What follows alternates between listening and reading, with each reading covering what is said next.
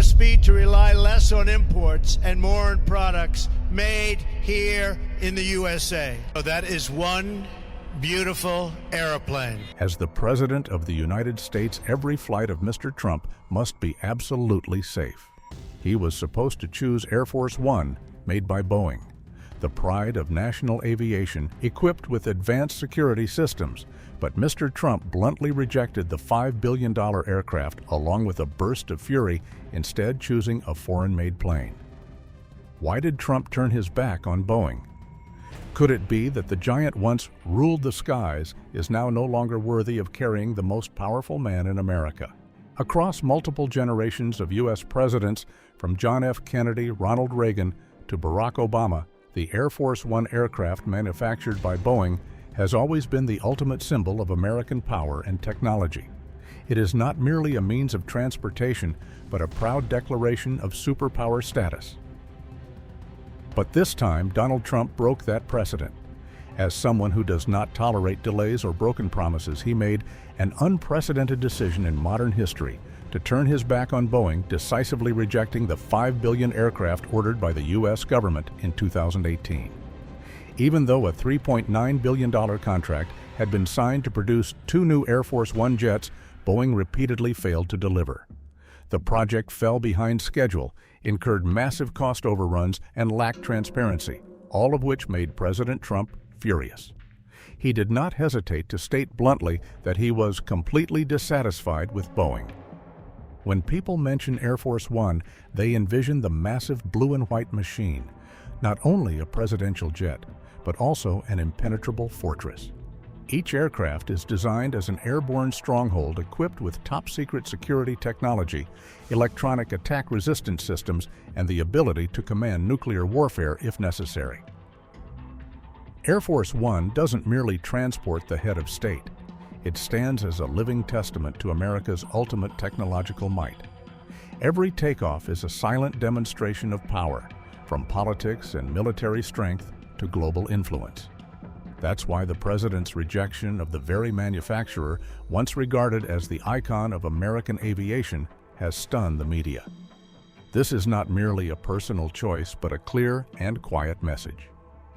Under Trump, the United States is willing to choose what's better, even if it doesn't carry the Made in America label. President Trump had previously criticized Boeing multiple times in public for delays, cost overruns, and a begging attitude in the VC-25B presidential aircraft project. Trump accused Boeing of ruining the agreement and embarrassing the United States, clearly stating that a major corporation like Boeing was struggling just to deliver on schedule.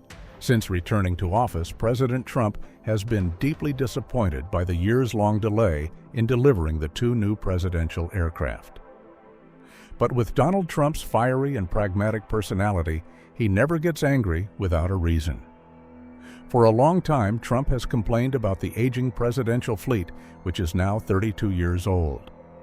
Earlier this year, he expressed his frustration with flying on old planes that once carried President George H.W. Bush. This runs counter to the image of a modern, powerful America that he is determined to project. He wants a brand new Air Force One for this term, rather than continuing to use jets from 35 years ago that require constant maintenance and repairs.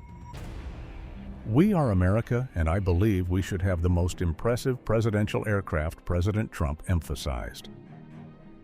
These are no longer mild complaints. He directly labeled Boeing's new aircraft project as the most expensive and delayed mess ever seen, arguing that the plane manufacturer is holding back America's image on the world stage. If Boeing fails to fix the issue, he said he would look for another aircraft. Not stopping there, President Trump personally invited Elon Musk, CEO of a rival company, to meet with Boeing's CEO at the San Antonio facility to find ways to speed up the delivery process. This was an unprecedented move, and it clearly shows that he has lost significant confidence in Boeing's capabilities. Although President Trump is furious that a national symbol is being dragged down from within, the situation inside Boeing is in complete disarray. The new Air Force One was once expected to be a symbol of American power in the 21st century. But instead of taking flight, it is sinking deep into a mess created by Boeing itself. At the San Antonio facility, which was supposed to be the operational hub for the presidential aircraft, Boeing cannot even hire enough qualified mechanics, let alone retain them long term. As a result, key components are delayed, cracks have been discovered on the aircraft design, flaws are emerging, and the backlog of rework continues to grow. A new report from the U.S. government directly criticized Boeing's efforts to upgrade Air Force One, calling it a prolonged chain of systemic errors. Starting with the electrical wiring system, although Boeing has begun installation, the entire system has not yet been integrated into the aircraft, even though the completion deadline was set for July. The report stated that this delay has caused a ripple effect, disrupting other interconnected components and stalling the overall progress of the project. Another issue lies in the design of the pressurization and environmental control system, which is supposed to ensure a quiet and stable cabin under all flight conditions. Instead, Boeing allowed excessive noise to occur in the passenger area, something entirely unacceptable for a presidential aircraft. In addition, the flight testing schedule has been deemed overly problematic. The report specifically pointed out that Boeing's current timeline does not include dedicated time to address unexpected issues that may arise during test flights, a vital step for any military aviation project. Furthermore, repairs for stress corrosion, cracks in the pair of jet engines, which were scheduled to be completed in 2023, still remain unfinished. But the disaster doesn't stop there. Initially, the entire plan was valued at $3.9 billion USD. According to Politico, it was President Trump himself who personally negotiated with Boeing to lower the price of manufacturing the Air Force One aircraft. But as of now, the cost has risen to at least $5.64 billion USD, and all signs indicate that this number will continue to climb.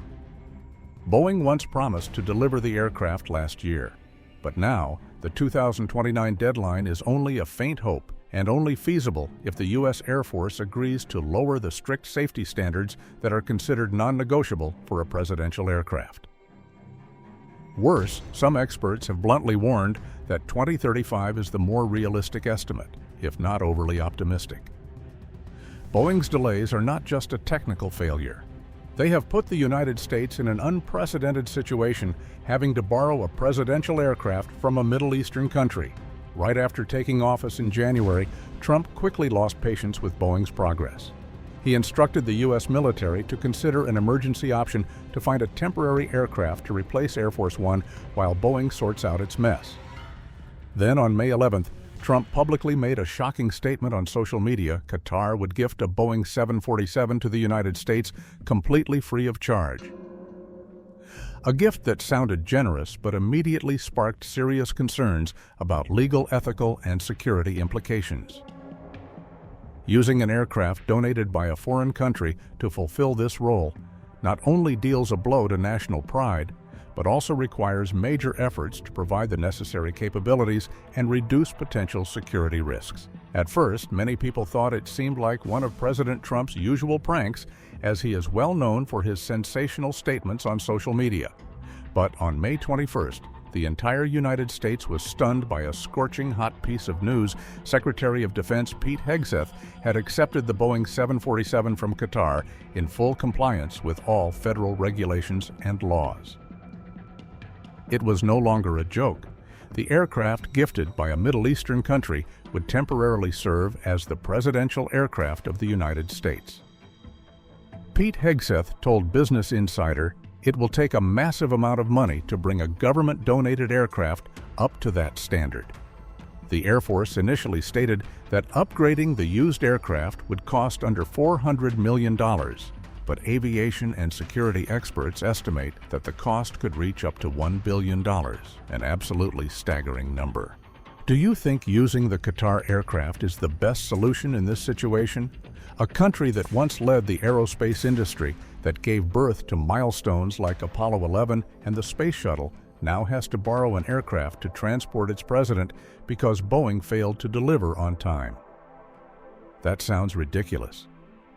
And behind this diplomatic gift lies a bitter and pressing question. Can America still trust Boeing, Or has the symbol of America's skies begun to fall into decline? Boeing is losing trust from the U.S. government. Boeing, with a decades-long history tied to Air Force One, is now facing the risk of losing complete confidence from the U.S. government.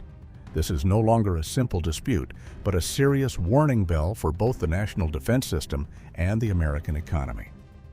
While the world is entering an unprecedented growth phase in aviation demand, Boeing, which should have been rising, is collapsing right on its own turf.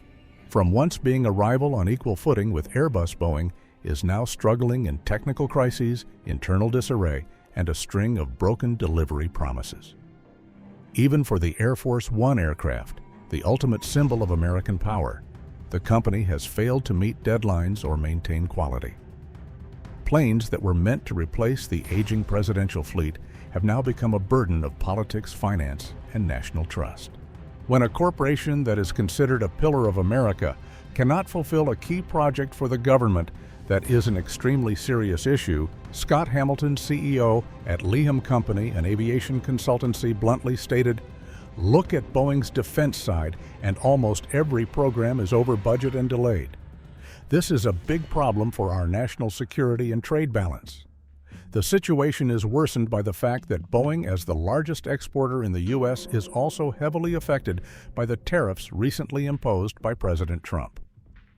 Hamilton calculated that Boeing will lose more than Airbus due to these trade barriers since its global supply chain relies heavily on imported parts from many countries.